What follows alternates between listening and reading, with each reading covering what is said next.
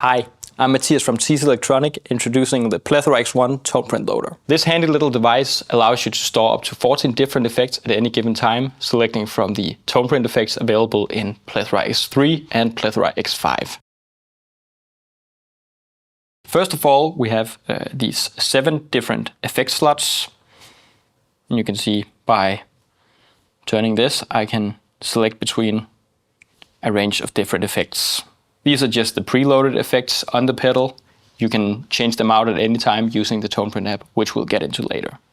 But if we, for example, see on the first slot, we have a Hall of Fame 2 reverb. On the second one, we have a Flashback 2 delay. On the third one, we have the Pipeline tap tremolo, and so on and so on.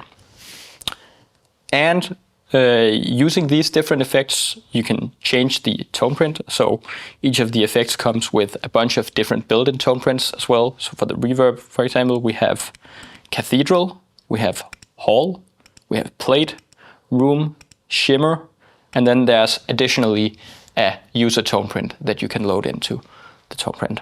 But at all times you have these built-in presets with you.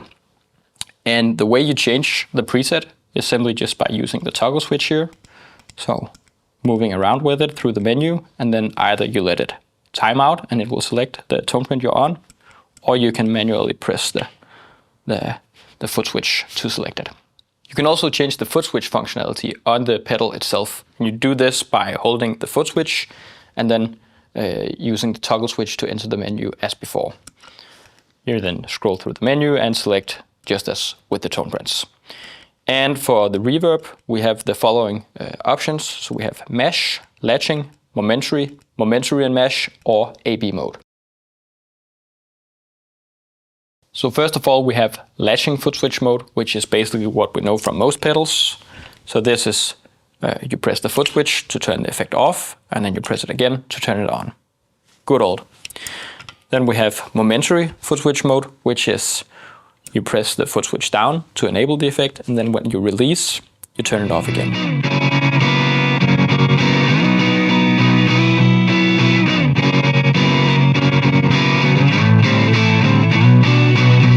Mash, which is the pedal functioning as a regular on-off, but then in addition to that, we do what we call mashing, which is when you press the foot switch hard, it allows you to control a number of parameters on the effect that you can configure within the tone print editor.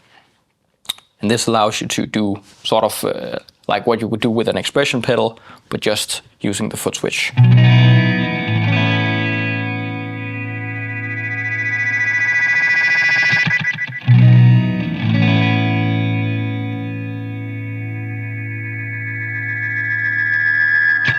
Then we have momentary and mesh, which combines the momentary mode from before with mesh as well. Of course, we also have tap tempo, which is enabled for effects such as the delay, the vintage echo, and the pipeline tap tremolo. So this is just regular on-off, but then you can also press and hold and start tapping a tempo. And the delay or the LFO speed for the pipeline tremolo will match the tap tempo. And the blue LED here will also indicate the tap tempo.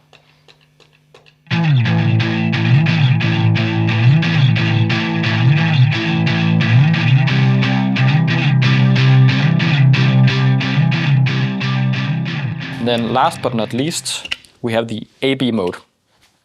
And this is where the 14 different effects come into play. So you see we only have the 7 different effect slots here, but using the AB mode, you can change between an A slot and a B slot. So sort of like a parallel slot. So we can see here we go from a reverb, plate reverb, to a doubler. And we do this by using press and hold. And then apart from that, it is just latching on off as well. The tone print app is available for Mac, Windows, iOS, and Android. Today I'm using the iOS version on an iPad. So you connect to the pedal. You can either do it via USB-C or via Bluetooth. So you can go to settings, then press connect to a Bluetooth enabled pedal. Then you press the little button here on the back of the pedal, and it'll show up in the menu, and you just press it to connect. once you've connected, we can see that there's a library here of existing tone prints. So we press the PLETHORA X1, then it shows all the different effects available for the PLETHORA X1. Then we can see, for example, let's see, flashback 2 delay. We can see a whole roster of different artists who have all contributed with tone prints. So we can, for example, take Charles Cave made a slow dive tone print. By pressing on the tone print, you will audition it, as we call it, which means you can hear it, you can play with it, and see whether you like it or not. Then once you've decided that you actually like a tone print, you press Store in Pedal, and it'll store it on the pedal, which means that you can now disconnect the app and it'll still be on the pedal. Furthermore, you can edit your own tone prints, which is where the tone print series really shines in my opinion. So we can take, for example, a flashback 2 delay. We'll take the analog tone print as a template. These are all templates that you can work from and then tweak to your liking from there.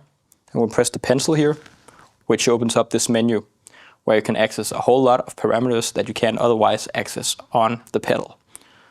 And we can, for example, set the amount of flutter or the amount of wow. And these are just static presets, but what's even more interesting is that we can actually change the mapping, so we can decide what the different knobs actually control. So we can, for example, say knob C currently controls the router FX level, but we could instead get it to control, let's see, the flutter, for example. So when I turn the knob here, it says flutter, and it actually controls that. And I can even get it to control several parameters. So I can say we also want the same knob to control the low cut frequency of the internal filter, which we have now. So now we have both of them. And you can change the curves as well. So if you don't like the standard just linear curve, you can actually change around how the knob actually maps to the different parameters. And that's really neat. And apart from the different knobs here, you can also do mesh mapping, which is deciding what parameters the mesh switch actually controls when we use it in the mesh functionality. And this is where it really shines in my opinion, because you can get really freaky and make some weird tone prints that's not just a static sound that you put on, but a sound that you can actually interact with and play with while you're playing.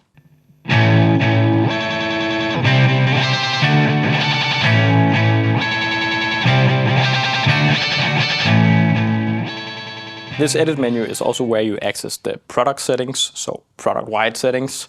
So we can change the bypass mode, whether it's buffered bypass or true bypass. With buffered bypass, you also get trails on delays, for example. So when you turn off the effect, the delay will keep on going until it stops naturally. Whereas if you're in true bypass, it'll cut immediately as you turn off the effect. Then you have kill dry on or off. You can use this if you're using the PLETHORA X1 in an effects loop, where you might not want to have the dry sound, but only the wet sound. And then the last one here is parameter pickup, which is a new feature we created, where we can see that as I'm turning knob B here, it actually doesn't change the parameters until I hit where the parameters were previously set, which it does now. It sort of grabs the parameter and then it starts tweaking. I can then put this all the way to the max, and then I can go to another preset where I may want to take the same knob and put it all the way down. And then when I go back to slot 2, we can see that the B parameter here will just remain where it is until I actively go up and pick up the parameter, and then I can start tweaking. So now you might be thinking to yourself, okay, it's cool with the delays and the reverbs, but I'm not really interested in having a phaser. So can I just have a whole bunch of delays? And we got you covered. You can just store a whole lot of different delay tone prints onto the 7 different slots.